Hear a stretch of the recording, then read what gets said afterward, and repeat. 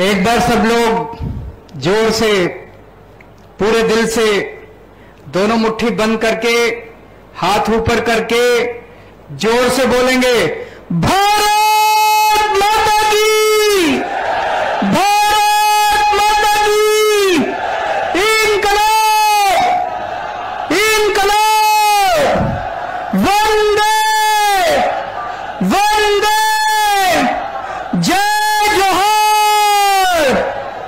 जय जोहर, माता की, इंकलाब, इंकलाब, वंदे, वंदे, जय जोहर, जय जोहर, बिरसा मुंडा अमर रहे, बिरसा मुंडा अमर रहे। आज इतनी भारी संख्या में आए हुए सभी भाइयों, बहनों, माताओं, बुजुर्गों, बच्चों, आप सब लोगों को मेरा नमस्कार, सबको मेरा प्रणाम। केम छो? मजामा? मुझे गुजरात के लोगों से इतना प्यार मिल रहा है, इतना प्यार मिल रहा है, जहां भी जाते हैं। आज मेरे को भी पुलिस वाला एक बता रहा था, यहां पे 1.5 लाख लोगों का भी 1.5 लाख लोग आए हुए हैं, यहां पे सामने 1.5 लाख लोग आए हुए हैं, और अपने से समय निकाल के सब लोग आए हैं, किसी को पैसे नहीं दिए, सब अपनी मर्जी से आए हैं। जैसे ये लोग पैसे देके इकट्ठे करते हैं, सब अपनी मर्जी से आए हैं, सब बदलाव के लिए आए हैं। मैं आप लोगों का बहुत बहुत आभारी हूं, दिल से आभारी हूं कि आप लोग इतना समय निकाल के आए हैं, इतने घंटे से यहां पे हमारा इंतजार कर रहे हैं, बैठे हुए हैं। आपको एक ही विश्वास दिलाना चाहता हूं, आपके प्यार का ऋण, एक एक ऋण चुकता कर देंगे जैसे ही सरकार बनी। आपको जितनी गारंटी देके जा रहे हैं, जितने वादे देके जा रहे हैं, एक एक वादा पूरा करेंगे। आपके बच्चों का भविष्य बनाएंगे, गुजरात के 6.5 करोड़ लोगों के साथ मिलकर एक नया गुजरात बनाएंगे। दोस्तों,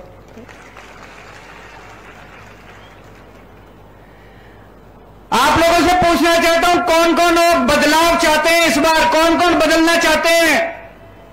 वो जो सड़क पे खड़े हैं वो भी बता दें कौन कौन बदलाव चाहता है, हाथ खड़े कर दें सब लोग। आपके लिए एक बहुत बड़ी खुशखबरी लेके आया हूं। आईबी की रिपोर्ट आई है।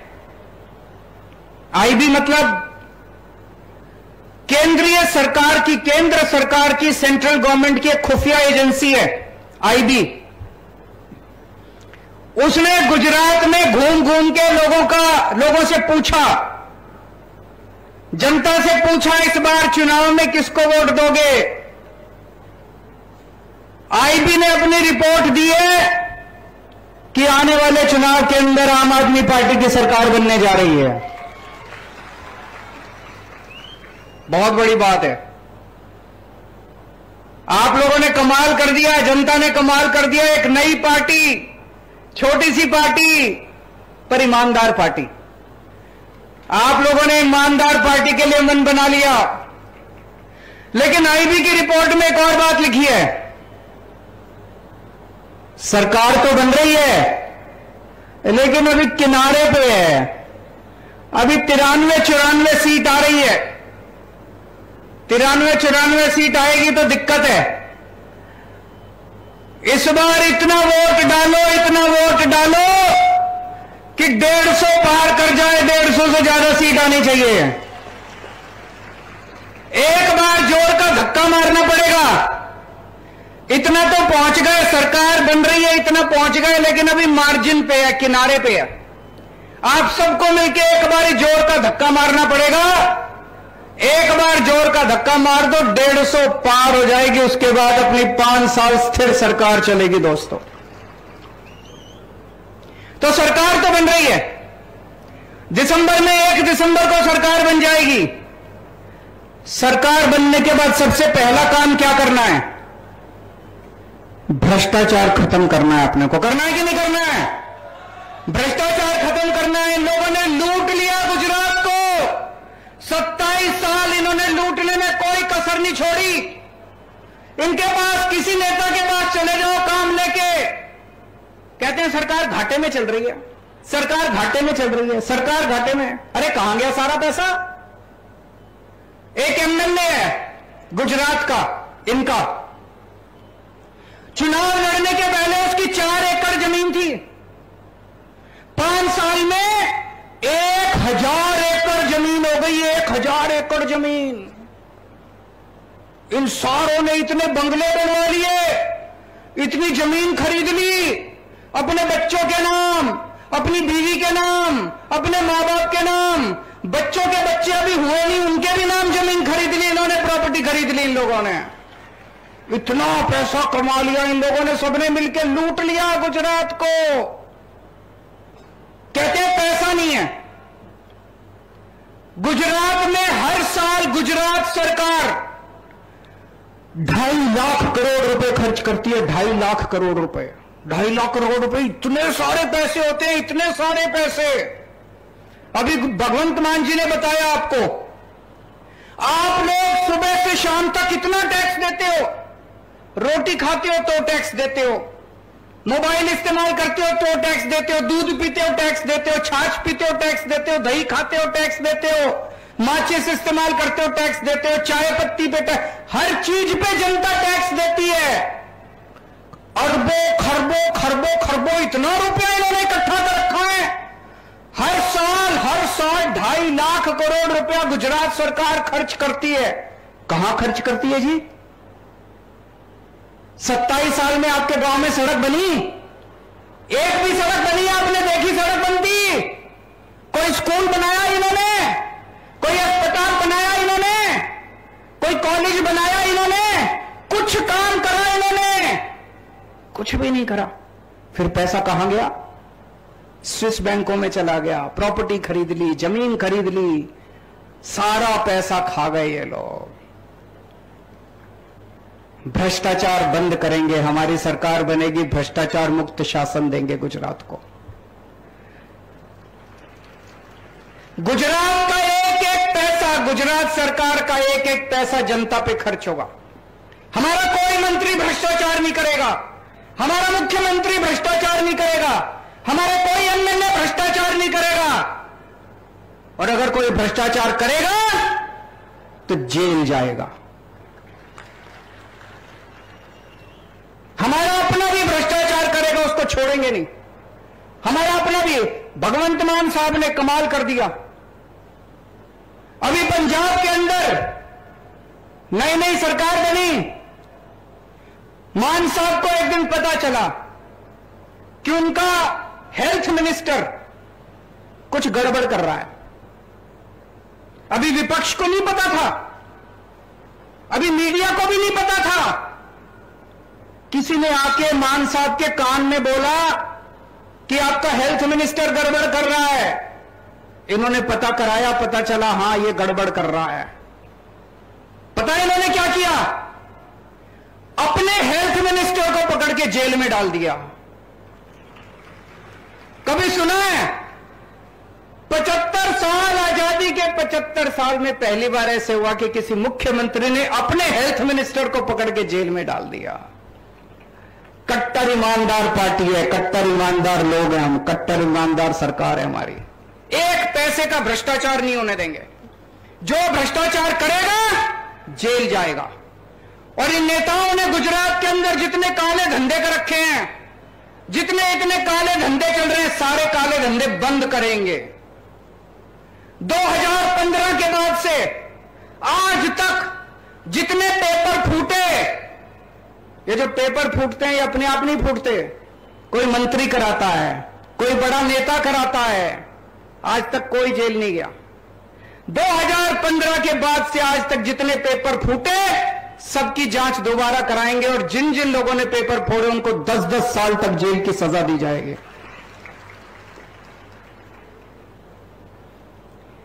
आप सरकारी विभाग में काम कराने जाते हो, आपको पैसे देने पड़ते हैं कि नहीं देने पड़ते?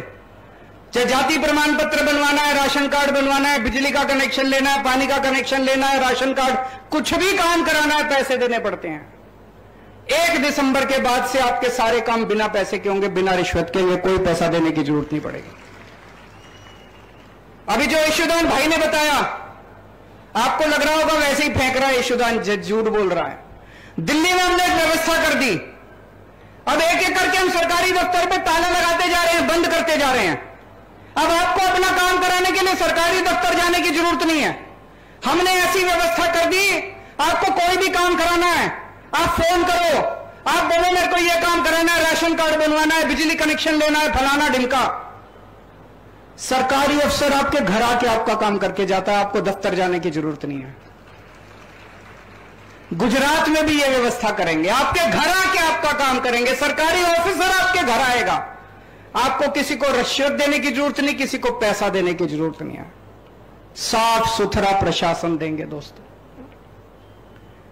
कल मैं गुजरात आया, मैंने देखा चारों तरफ इन लोगों ने मेरे खिलाफ पोस्टर लगा रखे थे, इतने बड़े बड़े होर्डिंग, इतने बड़े बड़े पोस्टर मेरे खिलाफ, मेरी एक तस्वीर उसमें, और तस्वीर के बगल में इन्होंने भगवान के खिलाफ बड़े अपशब्द, अपमानजनक शब्द इन लोगों ने लिखे हुए थे भगवान जी के खिलाफ। मेरे को बड़ी तकलीफ हुई, बहुत दुख हुआ मुझे। मैं जानता हूं कि ये लोग मेरे से नफरत करते हैं, ये लोग मेरे से बहुत नफरत करते हैं। तुम मेरे को जो मर्जी कर लो, भगवान के खिलाफ तो कम से कम कुछ मत बोलो, भगवान को तो बख्श दो, भगवान का अपमान तो मत करो कम से कम। भगवान का अपमान कौन करता है? पुराने जमाने में जब ऋषि मुनि तपस्या कर रहे होते थे तो राक्षस आके उनकी तपस्या भंग करते थे। जो भगवान का अपमान करता है उसको राक्षस कहते हैं। जो भगवान का अपमान करता है, भक्तों का अपमान करता है, वो कंस की औलाद कहते हैं, वो कंस की औलाद है। क्या करते थे पुराने जमाने में राक्षस? किसी भी गांव में घुस जाते थे, गुंडागर्दी करते थे, महिलाओं को छेड़ते थे, बलात्कार करते थे। ये जितने आजकल गुंडागर्दी कर रहे हैं, भगवान का अपमान कर रहे हैं, भगवान के खिलाफ गंदी भाषा इस्तेमाल कर रहे हैं, ये लोग ये गुंडागर्दी कर रहे हैं, महिलाओं को छेड़ते हैं, लोगों को पीटते हैं, ये लोग, ये कंस की औलाद है, ये राक्षसों की औलाद है। मैं हनुमान जी का भक्त हूं, हनुमान जी का कट्टर भक्त हूं मैं। हनुमान जी की बड़ी कृपा है मेरे ऊपर। और इन लोगों को बता दूं, मेरा जन्म जन्माष्टमी के दिन हुआ था। जिस दिन मैं पैदा हुआ उस दिन जन्माष्टमी थी, श्री कृष्ण जन्माष्टमी। बचपन में मेरी दादी मुझे घर में प्यार से, मेरा घर का नाम कृष्ण था, और भगवान श्री कृष्ण का भी अपार आशीर्वाद है मुझे। उन्होंने स्पेशल काम देके भेजा है, इन कंस की औलादों का सफाया करना है, इन राक्षसों का सफाया करना है। आज के जमाने के जो राक्षस हैं इनका सबका सफाया करना है। दोस्तों, जनता जनार्दन होती है, जनता भगवान होती है। आपका साथ चाहिए, आप मेरे साथ मिलकर भगवान का काम पूरा करेंगे, इन राक्षसों का सफाया करेंगे। जनता को सुकून दिलाना है, जनता के सुख शांति लेके आनी है, इन राक्षसों का सफाया करना है दोस्तों। भ्रष्टाचारियों का सफाया करना है, गुंडागर्दी करने वाले, भगवान का अपमान करने वाले लोगों का सफाया करना है। इतनी महंगाई हो गई आजकल, इतनी महंगाई, आम आदमी का जीना मुश्किल होता जा रहा है। तनख्वाह बढ़ती नहीं है, आमदनी बढ़ती नहीं है, खर्चे बढ़ते जा रहे हैं। दिल्ली में और पंजाब में हमने एक काम करा दी। हमने सोचा हम क्या कर सकते हैं, जनता को महंगाई से छुटकारा देने के लिए क्या कर सकते हैं। हम लोगों ने दिल्ली में और पंजाब में बिजली फ्री कर दी, बिजली फ्री कर दी, और पुराने बिजली के बिल माफ कर दिए। जैसे मान लो आपका पुराना 70,000 रुपए का बिल है, 80,000 रुपए का पुराना बिल है। कई बार ये गलत बना बना के भेज देते हैं। हमने पुराने सारे बिल माफ कर दिए, मौजूदा बिजली के बिल जीरो कर दिए। अब सबके बिल जीरो आ रहे हैं, सबके, दिल्ली में भी और पंजाब में भी सबके बिजली के बिल जीरो आ रहे हैं। दोस्तों, गुजरात में आपको भी महंगाई से छुटकारा दिलाएंगे। होना चाहिए कि नहीं होना चाहिए? गुजरात में 1 मार्च से नोट कर लो, केजरीवाल जो कहता है करता है, मैं झूठ नहीं बोलता। मैं 2 बातें कम करता हूं लेकिन एक बात पूरी करता हूं जो कहता हूं। 1 मार्च से गुजरात के हर परिवार, गुजरात के सभी लोगों का जीरो बिजली का बिल आने लगेगा।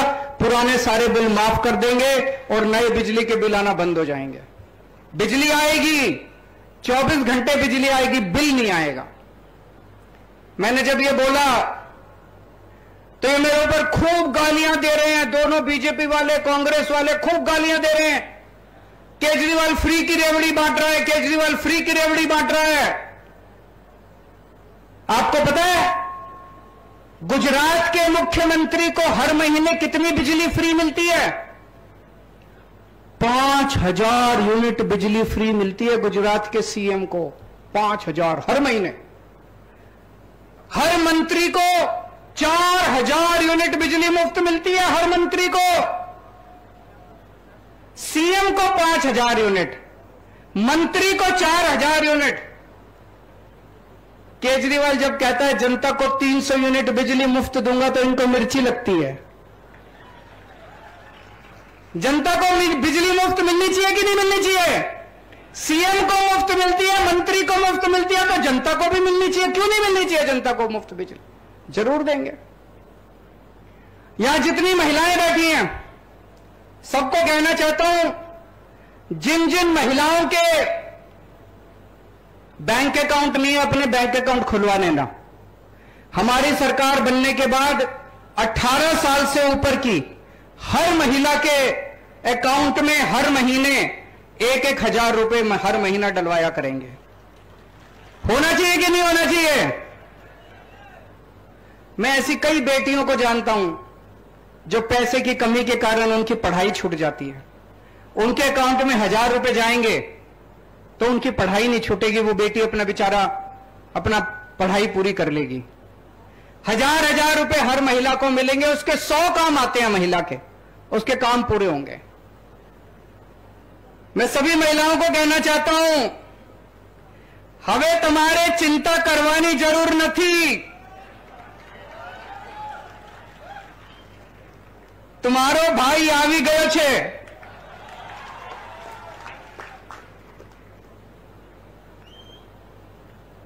दोस्तों, दिल्ली में पहले सरकारी स्कूलों का बहुत बुरा हाल था, जैसे गुजरात के अंदर सरकारी स्कूलों का बुरा हाल है। आदमी सरकारी स्कूल में अपने बच्चे को तब भेजता है जब गरीबी में उसके पास पैसा नहीं होता, पढ़ाने के लिए पैसा नहीं होता, सरकारी स्कूल में भेज देता है। दिल्ली में भी पहले स्कूल टूटे पड़े थे, बिल्डिंग टूटी पड़ी थी, छत टूटी पड़ी थी, बैठने को जगह नहीं थी, टीचर पढ़ाते नहीं थे। 5 साल के अंदर हमने दिल्ली के सारे सरकारी स्कूलों को शानदार बना दिया, शानदार। सारी बिल्डिंग तोड़ तोड़ के नई बिल्डिंग बना दी, प्राइवेट से भी अच्छे सरकारी स्कूल बना दिए। अब दिल्ली की जनता प्राइवेट स्कूलों से नाम कटा कटा के सरकारी स्कूल में भर्ती करा रहे हैं। कभी सुना था? इस साल 4 लाख बच्चों ने अपने सरकारी स्कूल से नाम कटा के प्राइवेट स्कूल से नाम कटा के सरकारी स्कूल में भर्ती कराए। अब सरकारी स्कूलों में बच्चे, मजदूर का बच्चा इंजीनियर बन रहा है, रिक्शे वाले का बच्चा डॉक्टर बन रहा है, किसान का बच्चा वकील बन रहा है, गरीबों के बच्चे, बड़े बड़े हजारों बच्चे डॉक्टर बन रहे हैं, इंजीनियर बन रहे हैं। प्राइवेट स्कूलों के बच्चे इतने नहीं बन रहे जितने सरकारी स्कूलों के बच्चे अब शानदार बन रहे हैं। और सोचो, एक मजदूर का बच्चा अगर इंजीनियर बन जाता है, इंजीनियर बनने के बाद उसकी तनख्वाह कितनी होती है? 2 लाख 3 लाख रुपए महीना। उसके तो परिवार की गरीबी दूर हो गई कि नहीं हो गई? अगर हम अपने सारे बच्चों को अच्छी शिक्षा दे दें, सबकी गरीबी दूर हो सकती है, सब अमीर बन जाएंगे, सारे लोग अमीर बन जाएंगे। गुजरात में भी ऐसे ही करेंगे। गुजरात के सरकारी स्कूल, खूब सारे नए सरकारी स्कूल बनाएंगे। अभी जो स्कूल है उनको तोड़ तोड़ के नए बड़े शानदार सरकारी स्कूल बनाएंगे। मैं आपको यकीन दिला रहा हूं, 5 साल के अंदर, 5 साल दे दो, 5 साल के अंदर ऐसे शानदार गुजरात में सरकारी स्कूल बना दूंगा, आपको प्राइवेट स्कूल की जरूरत ही नहीं पड़ेगी। प्राइवेट स्कूल सारे जने भूल जाओगे आप लोग। लेकिन अगर फिर भी आपको अपने बच्चों को प्राइवेट स्कूल में पढ़ाना है, जिसको भी, मेरे को पता चला है प्राइवेट स्कूल वालों ने गुंडागर्दी मचा रखी है। मचा रखी कि नहीं मचा रखी? जब मर्जी फीस बढ़ा देते हैं, जब मर्जी पैसे मांगते हैं। इनकी गुंडागर्दी रोकेंगे। दिल्ली के अंदर भी पहले गुंडागर्दी करते थे। 7 साल में हमने प्राइवेट स्कूल वालों को दिल्ली में फीस नहीं बढ़ाने दी। पंजाब में भी हमने फीस बढ़ाने से रोक दिया प्राइवेट स्कूल वालों को। गुजरात के अंदर भी प्राइवेट स्कूल वालों को फीस नहीं बढ़ाने देंगे दोस्तों। तमार बानकने डॉक्टर, इंजीनियर, वकील बनावीस, तमार गरीबी दूर करीस। दिल्ली में पहले सरकारी अस्पतालों का बुरा हाल था। घर में कोई बीमार हो जाए, हजारों रुपए खर्च करने पड़ते थे लोगों को। करने पड़ते हैं कि नहीं करने पड़ते? प्राइवेट अस्पताल में ले जाओ, छोटी सी बीमारी हो, हजारों रुपए खर्च हो जाते हैं। हमने दिल्ली में गली गली में मोहल्ला क्लिनिक खोल दिए। मोहल्ला क्लिनिक में सारी दवाइयां फ्री है, सारे टेस्ट फ्री हैं, सबका इलाज फ्री है। शानदार बड़े बड़े सरकारी अस्पताल बना दिए, उसमें सबका इलाज फ्री है। दिल्ली के 2 करोड़ लोगों का इलाज, चाहे 20 लाख 30 लाख रुपए भी खर्चा है, सारा इलाज मुफ्त है। दवाइयां भी मुफ्त है, ऑपरेशन भी मुफ्त है, डॉक्टर की फीस भी मुफ्त है, सब मुफ्त है। गुजरात का भी मैंने पूरा प्लान बना रखा है। गुजरात में हमारी सरकार बनेगी, हर गांव के अंदर एक एक मोहल्ला क्लिनिक खोलेंगे। उस क्लिनिक में एक एमबीबीएस डॉक्टर बनाएंगे, वहां पे आपकी सारी दवाइयां मुफ्त होंगी, सब कुछ मुफ्त होगा, सारा इलाज मुफ्त। और अगर बड़ी बीमारी हो जाए, पूरे गुजरात के अंदर कई सारे बड़े बड़े सरकारी अस्पताल बनाएंगे दिल्ली की तरह, और 6.5 करोड़ गुजरातियों का हर एक का सारा इलाज मुफ्त होगा, चाहे अमीर हो चाहे गरीब हो, चाहे कितना भी खर्चा है, आपका सारा इलाज मुफ्त किया जाएगा। मुझे राजनीति करनी नहीं आती, मुझे पॉलिटिक्स करनी नहीं आती। पढ़ा लिखा आदमी हूं मैं, शरीफ आदमी हूं, ईमानदार आदमी हूं। मेरे को इनकी तरह गुंडागर्दी करनी नहीं आती, इनकी तरह भ्रष्टाचार करना नहीं आता। मेरे को स्कूल बनाने आते हैं, मेरे को अस्पताल बनाने आते हैं। अगर गुंडागर्दी चाहिए, इनके पास चले जाना। अगर राजनीति चाहिए, गंदी राजनीति चाहिए, भ्रष्टाचार चाहिए, इनके पास चले जाना। अगर अपने बच्चों के लिए स्कूल बनवाने हैं, कॉलेज बनवाने हैं, मेरे पास आ जाना। अगर अपने परिवार के लिए अस्पताल बनवाने हैं, तो मेरे पास आ जाना। दोस्तों, आप में से कौन कौन बेरोजगार है, जरा हाथ खड़े करें। सब लोग बेरोजगार हैं। मैंने अभी एक टीवी चैनल में देखा, एक रिपोर्टर ने इनके बड़े नेता से पूछा कि सर इतनी ज्यादा बेरोजगारी है, इसके बारे में क्या कर रहे हो? बोले जो बेरोजगार हैं ये लोग निकम्मे हैं, ये लोग काबिल नहीं है, इनको कुछ आता नहीं है, इनको रोजगार नहीं मिल सकता। मुझे बड़ा गुस्सा आया। ये हमारे बच्चों को बेरोजगार हमारे बच्चों को निकम्मा बोलते हैं, लोगों को ये गालियां देते हैं, सरेआम गालियां देते हैं।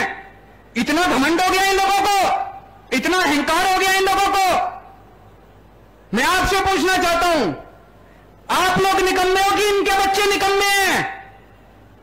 इनके बच्चे निकम्मे हैं। तुम्हारे इनके बच्चे निकम्मे हैं। इनके बच्चों को फिर भी चेयरमैन बना देते हैं, एमएलए बना देते हैं, टिकट दे देते हैं। हमारे बच्चों को मौका नहीं मिलता। मौका देके देखो, तुम्हारे बच्चों को पीछे छोड़ देंगे हमारे बच्चे।